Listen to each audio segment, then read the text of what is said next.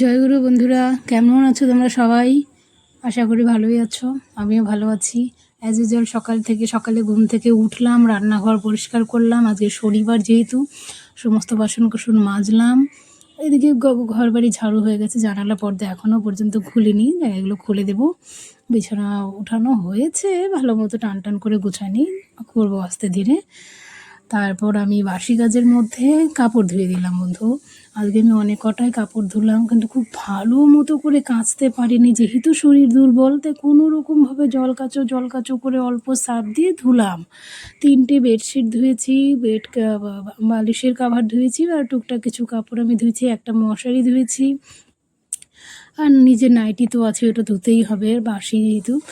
তো এই সমস্ত কাজকর্মগুলো করলাম, এই ধোয়াধুয়িগুলো করলাম। করার পর এই যে দেখো, আমি নিচের দিকটাও দেখাচ্ছি। আমার সমস্ত কাপড় যেহেতু আমি তোমাদের দেখালাম, এই মশারিটা ধুয়ে দিলাম। করার পর স্নান করলাম, এবং স্নান করার পর আমার পুজো সারলাম। পুজোটা সকালবেলা করলে আসলেই মনটা ভালো লাগে। সারাদিন মনে হয় একটা বড় কাজ হয়ে গেল। তারপর নিশ্চিন্তে যা ইচ্ছে তাই কাজ করা যায়, তাই না? এই যে আমার ঠাকুর ঘর খুব একটা ভালো না, মানে আমি এখনও ঠাকুরের সিংহাসন বানাইনি, কারণ এখন ঠাকুর আমার উপরে রুমে রয়েছে। কোথায় বসাবো পারফেক্টলি আমি বুঝে উঠতে পারছি না। তাছাড়া রুমের ভেতরে আমার যেহেতু জলের ট্যাঙ্কি রয়েছে, জায়গা নেই, এগুলো সিজিল করতে আমার সময় লাগবে। তাই ঠাকুর পুজো না দিয়েও না ভালো লাগে না। তো আলমারির একটা পাশে কোণার দিকে আমি ঠাকুর বসিয়েছি। এখানে আপাতত কোনো রকমভাবে বেদি একটা নিজের মতো করে বানিয়ে আমি ঠাকুর পুজো সারছি। এখানে রয়েছে আমার লক্ষ্মীনারায়ণ, লক্ষ্মী গণেশ, আমার রাধে গোবিন্দ, জগন্নাথ দেব, বলরাম, মা সুভদ্রা রয়েছেন বজরংবলী, আমার ঠাকুর রয়েছেন নরকচন্দ্র। যাকে কোনো একদিন ঠিক হয়ে যাবে ঠাকুরের আসন। পুজো টুজো সেরে আমি নিচে আসলাম বন্ধুরা। তোমাদের দেখে এই যে আমার ডিম, মানে সরি, আমার ডিম না, আমার মুরগি ডিম পেয়েছে। এই এই যে পিকটা দেখছো, এটা হলো পড়ন্ত বেলায় আমার কিছু শাড়ি আমি জাস্ট একটু ভাঁজ করে রেখেছি। আর আলমারিটা আমি কলকাতা যাওয়ার আগে দেখিয়েছিলাম, ভাঁজ করা ছিল না, তো মানে গোছানো ছিল না। শরীর যেহেতু দুর্বল, শরীর দুর্বল থাকলে, অসুস্থ থাকলে কাজ করতে ইচ্ছে করে না বন্ধুরা, কেউ করতে চায় না। তাই আমার যখন ভালো লাগে আমি তখন নিজের মতো করে গুছিয়ে নিই। যদিও আমি গোছানোর জিনিসটাই পছন্দ করি, কিন্তু শরীর সাথ না দিলে আর পারি না তখন।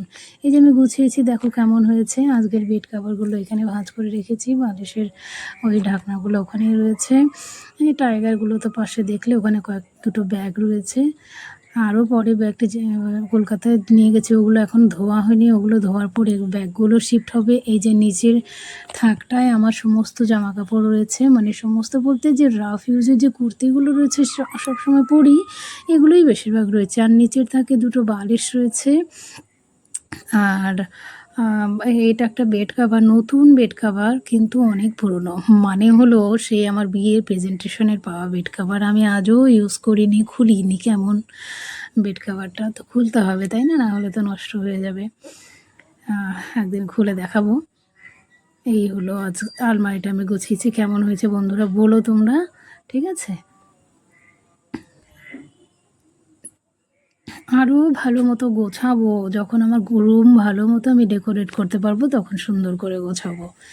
এখানে একটা আমি ড্রেস দেখাচ্ছি। এই ড্রেসটা আমি ভেবেছিলাম কলকাতায় আমি পরবো গিয়ে, তার আগে আমি বানিয়েছিলাম, কিন্তু বানানোটা ভালো হয়নি। আসলে আমি আমব্রেলা টাইপ বানাতে চেয়েছিলাম, কিন্তু কাটিং করার পরে আমি লক্ষ্য করলাম, আমি আগে বুঝতে পারিনি, আমারই বাই মিস্টেক, আমি তাড়াতাড়ির মধ্যে করেছি। এটা আমব্রেলা কাটিংয়ের জন্য কাপড় এখানে পর্যাপ্ত ছিল না, জন্য একদম ঘের আসেনি।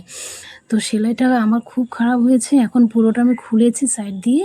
এখন ভাবছি আমব্রেলা করব না, মাঝখানে ওই কুর্তি টাইপের একটু সেলাই করব, আর বাকিটা খুলে রেখে দেবো। এটা আমি পরে করে তোমাদের দেখাবো সন্ধেবেলা। এটা আমার সন্ধেবেলার আজকে টিফিন, খেয়ে ওষুধ খাবো। এখনকার মতো বাই বাই বন্ধুরা।